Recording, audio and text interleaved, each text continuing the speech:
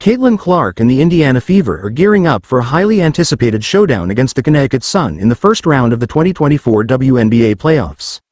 This marks a significant moment for the Fever, who are making their first playoff appearance since 2016, thanks in large part to the sensational play of Clark, a strong candidate for the 2024 WNBA Rookie of the Year award. Clark's electrifying presence on the court has transformed the Fever into a competitive force this season, helping them secure the sixth seed with a balanced 20-20 record. Meanwhile, the Connecticut Sun, who entered the season as one of the championship favorites, claimed the third seed after an impressive 28-12 season. They capped off their regular season campaign by dismantling the Chicago Sky 85-54 in a dominant performance, securing their playoff position and reminding the league why they remain a formidable title contender. With a history of deep postseason runs, including a trip to the 2022 WNBA Finals where they lost to the Las Vegas Aces in 4 games, the Sun's experience gives them an edge over the Fever, who are relatively new to this stage.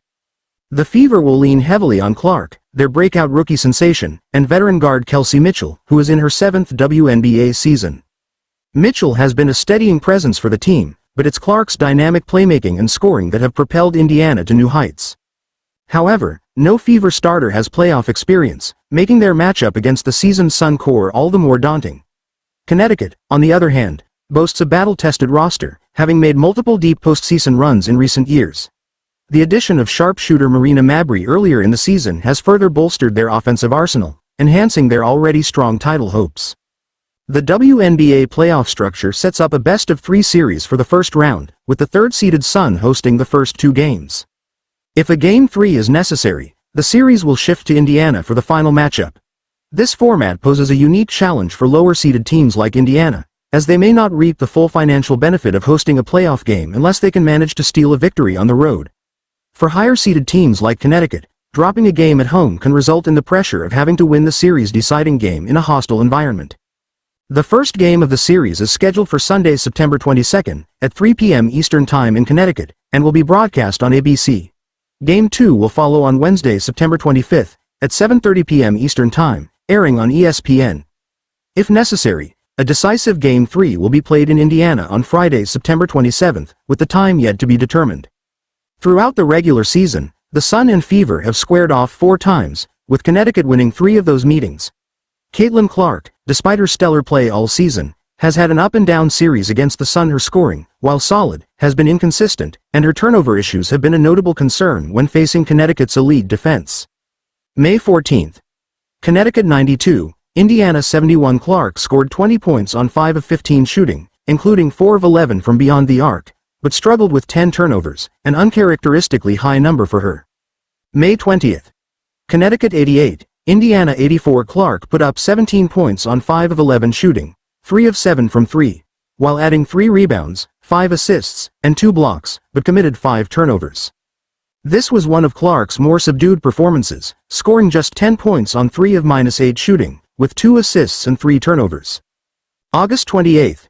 Indiana 84, Connecticut 80. In the Fever's lone win over the Sun, Clark contributed 19 points on 7 of 17 shooting, 3 of 12 from 3, while grabbing 5 rebounds and dishing 5 assists, though she again struggled with turnovers, committing 7. Indiana's victory in August came after the WNBA's Olympic break, during which the Fever seemed to find a new rhythm. Since then, Indiana has been one of the league's stronger teams, amassing a 9-4 record, with Clark and her teammates showing significant improvement in their chemistry and execution. They'll need that momentum heading into this playoff battle against a Sun team that prides itself on defense. The Clark-Carrington rivalry. Much of the attention in this series will be on the matchup between Caitlin Clark and Connecticut's defensive ace, Dejounte Carrington. At just 5'11", Carrington may not have the height advantage over Clark, but her athleticism, quick feet, and aggressive physical play have made her one of the league's premier perimeter defenders. Carrington comes from a family of athletes. Her brother played in the NFL, and her tenacity on defense has often frustrated Clark this season. The two have developed something of a rivalry, with Carrington frequently challenging Clark's calls to referees and delighting in making life difficult for the Fever star.